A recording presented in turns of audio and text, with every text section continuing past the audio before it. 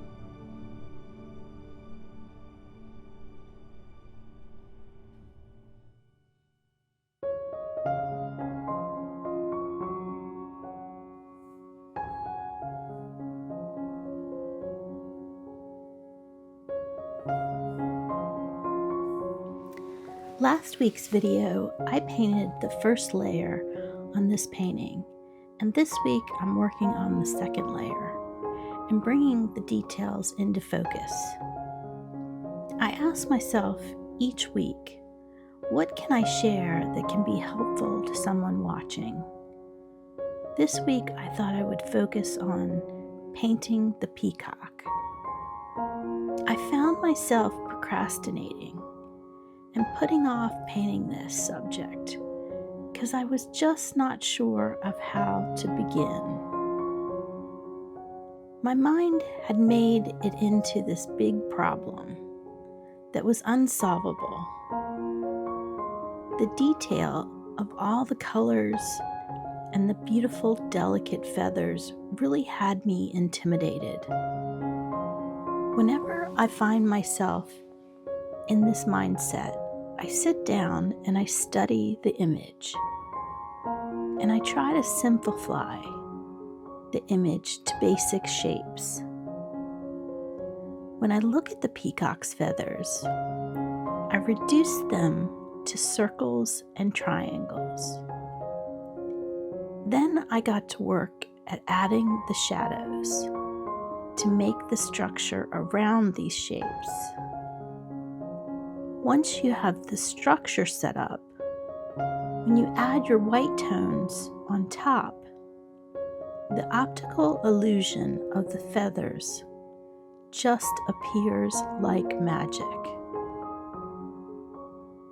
So all of that frustration and procrastination I just needed to sit down and simplify things in my brain, in the image, and start from there. So I hope this can help you if you find yourself in a similar circumstance and you don't know where to begin. Just study your image and see how much you can reduce it down to simple shapes. And then, from there, how to make those simple shapes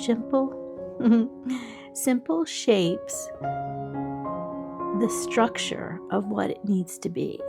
So the shadows and the tones behind those delicate details. So I have a confession. When I created this reference image for this backwards beauty, I asked for a white peacock, and the AI made the peacock as you see it. And I loved it. I loved everything about this image, and I couldn't wait to paint it. But I have to confess, I did a little research when I was stuck about painting the peacock feathers. And I looked up, what does a white peacock look like? I discovered that they do not have any color at all. At least the images I found. I did find a few images that had a mixture, but I couldn't tell whether they were AI or not, or I just wasn't sure, and they were a little weird. I thought about taking out the color to make it more realistic, but I decided to keep it in because why not? I mean, the best thing about making your own reference image and your own art is you can make whatever you want. What do you think about that? I'd love to hear your thoughts in the comments below. Should I take out the color or should I leave it in?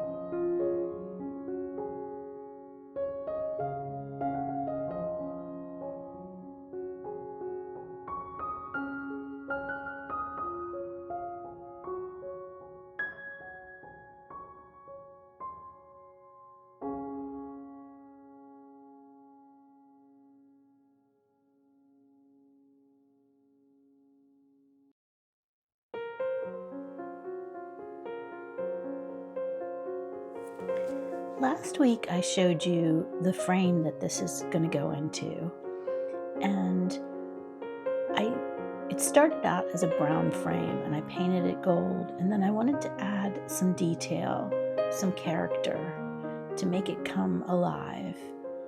And I used paper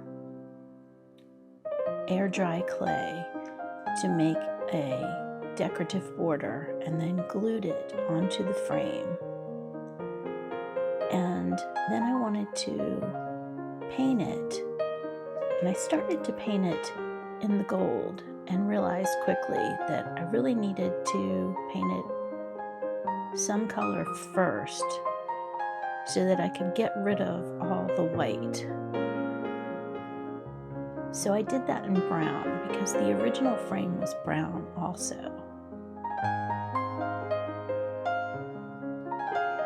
I'm using this gold leaf paint from Folk Art. It's a simple paint from Walmart, and it works rather well, but it's very shiny and very stinky. I didn't like it at all. It's very toxic, so just a heads up. But I did like the way it covered, but I didn't like the shine. So I'm gonna fix that next. I took some cold wax and warmed it up a little bit by using my palette knife, and then I used some sepia brown, dark brown, and mixed it into the cold wax